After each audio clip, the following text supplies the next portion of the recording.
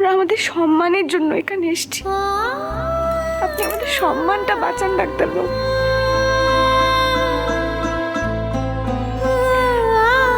জানি না, হয়তো খুব অল্প দিনের পরিচয়, আপনার উপর খুব জোর করে ফেলছি, কিন্তু কি বলুন তো, এই বিপদের দিনে আপনার কথাটা ছাড়া আর কারোর কথাই মনে পড়লো না। যে আমাকে বিপদের বন্ধু না ভেবে তোমাদেরই একজন ভাবলে আমি খুব খুশি হব। আমার দিদি এই বয়সে কাজ করে খাবে, এটা আমার কাছে অত্যন্ত দুঃখের। তবু আমার দিদির সম্মান আমার কাছে অনেক বড়। তাই আমি চাই আমার দিদি মাথা উঁচু করে বাঁচুক। একজন দিদিকে যারা অসম্মান করেছে তাদেরকে দিদি উত্তর দিক। তুমি যে কথা মুখ ফুটে বলেছ সেটা যেন তুমি রাখতে পারো। কালকে তোমরা এসো, আমি তোমাদের জন্য দেখি কতটা কি করে রাখতে পারি। ও ভাই, ভাই খুব ভালো থেকো ভাই, খুব ভালো থেকো গো।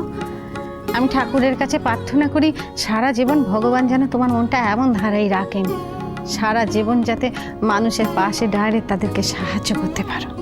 খুব ভালো থেকো ভাই, খুব ভালো থেকো। ও কাকুন মা, ঘর চল, মেলা বেলা হলে তো অনেকখানি পথ যেতে হবে তো। হ্যাঁ মামুনি, চলো এবার আমাদের যেতে হবে। ডাক্তারবাবু, তাহলে আমরা আসি। আসি মানে? ভাইয়ের গাড়ি থাকতে দিদি হাঁটতে হাঁটতে বাড়ি যাবে?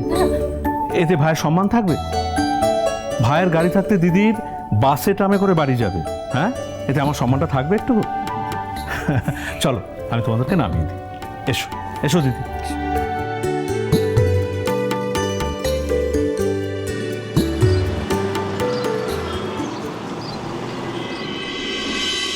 সমুদ্র, ও তুই এসছিস? হ্যাঁ বস। আসলে তোর সাথে একটু দরকার ছিল। কি দরকার বল। সেদিন কঙ্কাবতীর ওপর রাগ করে দিশেহারা হয়ে জানাই তাই বলে ফেলেছি।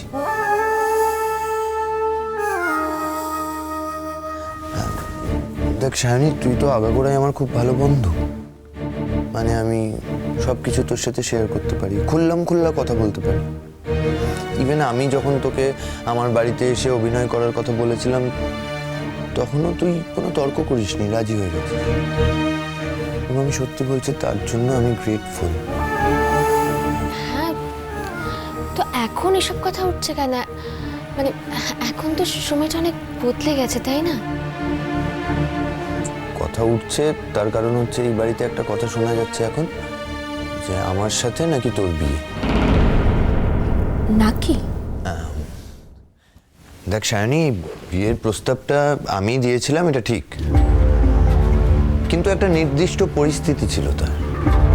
তুই তো জানিস যে আমি রেগে গেলে আমার মাথায় কিছু থাকে না।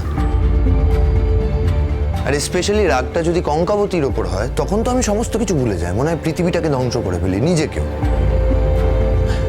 সেরকমই রাগের মাথায় আমি বলেছিলাম যে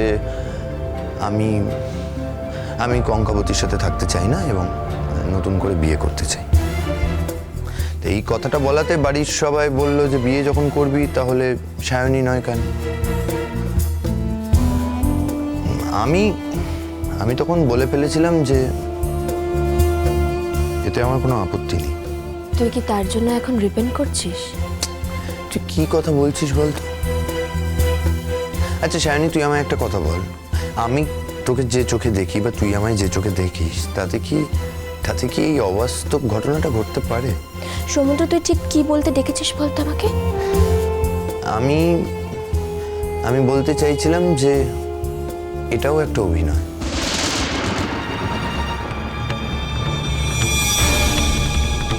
আর তুইও নিশ্চয়ই অ্যাক্টিং করে এই বিয়ের প্রস্তাবে রাজি হওয়ার ভান করেছিস।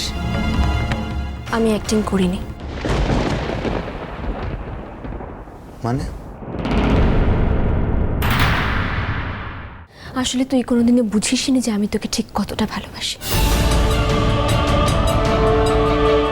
হ্যাঁ, আমি অভিনয় করেছিলাম। আমি প্রথমবার অভিনয়ই করেছিলাম, তবে সেটা বাধ্য হয়ে। কিন্তু বিশ্বাস কর, এবার একটা অভিনয় নয়,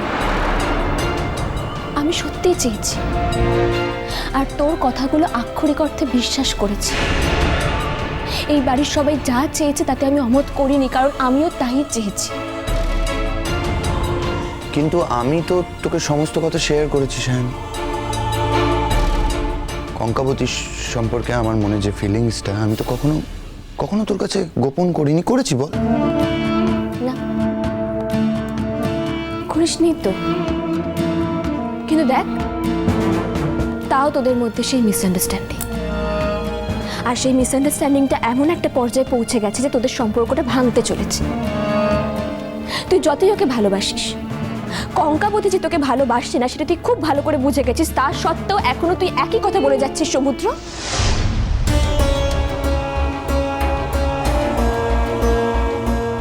কঙ্কাবতী আমাকে ভালো না বাসলেও আমি ওকে আমার জীবন থেকে দূরে সরিয়ে দিতে পারবো না। হ্যাঁ, এটাই সত্যি। অনেক সময় ওকে ভালো না বাসার অভিনয় আমায় করতে হয়, কারণ আমার মনে হয় যে এটা করলে বোধহয় ও আমার কাছে ফিরে আসবে, ওর মনের কথাগুলো আমি জানতে পারবো। কিন্তু ও এমন মেয়ে যে ভাঙবে তবু মচকাবে না। আমি কখনো বুঝতেই পারি না।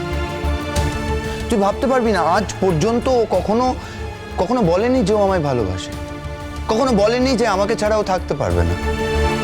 কিন্তু তবু আমার মনে হয়, মানে ওর কিছু আচরণে আমার মনে হয় যে ও বোধহয় সত্যি আমার জন্য কেয়ার করে। এখন সেটা কৃতজ্ঞতা না ভালোবাসা, সেটা নিয়ে আমার যথেষ্ট সন্দেহ আছে। সমুদ্র, ওসব কথা থাক। তুই আমাকে বল যে তুই আমাকে ঠিক কি বলতে চাইছিস, তুই সেটা বল। দেখ, টু বি অনেস্ট, আমি বলছি বাড়ির লোক যখন বিয়েটা ঠিক করেছে, আর বিয়েটা যখন তোর সাথেই ঠিক হয়েছে, এই পুরো প্রসেসটা চলুক, মানে এই অভিনয়টা আমরা চালিয়ে যাই, ফাইনালি বিয়েটা হবে না। মানে এমনিতেও কঙ্কাবতী যদি সই না করে দেয় তাহলে তো তুই কেন, আমি অন্য কাউকেই বিয়ে করতে পারতাম না। প্লাস কালকে তো স্পেসিফিক্যালি বলে দিয়েছে যে ও এই সইটা করবে না। সমুদ্র, তুই কি বলতে চাইছিস আমার কাছে স্পষ্ট হচ্ছে না। তুই পরিষ্কার করে বল, কি বলতে চাইছিস পরিষ্কার করে বল আমাকে, বল। শোন সায়নী, আমি মুখে যাই বলি না কেন, আমি কঙ্কাবতীকে ছাড়া বাঁচতে পারবো না, আর আমি অন্য কাউকে বিয়েও করতে পারবো না। তবে এই অভিনয়টা আমি চালিয়ে যেতে চাই জাস্ট বিকজ ওকে সারা জীবনের মতো আমি একটা শিক্ষা দিতে চাই বলে। But only if you admit. প্রথম কথা, কঙ্কাবতী সই না করে দিলেও তুই যদি চাস তুই অন্য কারোর সঙ্গে লিভ ইন করতেই পারিস। আর সেই মেয়েটা যদি সিঁদুরে পড়ে তাতে কঙ্কাবতীর কিচ্ছু করার নেই। আর দ্বিতীয় কথা, আমার সঙ্গে এই খেলাটা আমি আর মানব না। দেখ সায়নী, সত্যি কথা বলতে আমারও এটা মনে হয়েছে যে কঙ্কাবতীকে শায়েস্তা করার জন্য আমি বোধহয় বারবার তোকে ব্যবহার করে ফেলছি। ঠিক আছে, তুই না চাইলে আর আমি করবো না। কিন্তু আমি যে আরেকটা জিনিস চাই সমুদ্র। কি চাস বল? আমি চাই তোর আর আমার বিয়েটা হোক।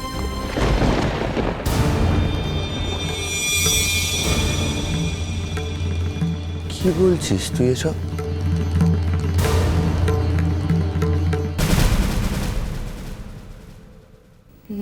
দাদা, একটা কথা ছিল। কি কথা? ওই জন্যই আমি ওদেরকে সঙ্গে করে নিয়ে এলাম। ওই মেয়েটা এখন আমার বাড়িতে কি করছে? ওর তো এখানে থাকার কথা না। নিজের বাবাকে না জানিয়ে বিয়েটা করেছে, সেটা অন্যায়। দাদা, এটাই বলতে চাইছিলাম যে আমি ওকে আমার বৌমা হিসেবে মেনে নিয়েছি।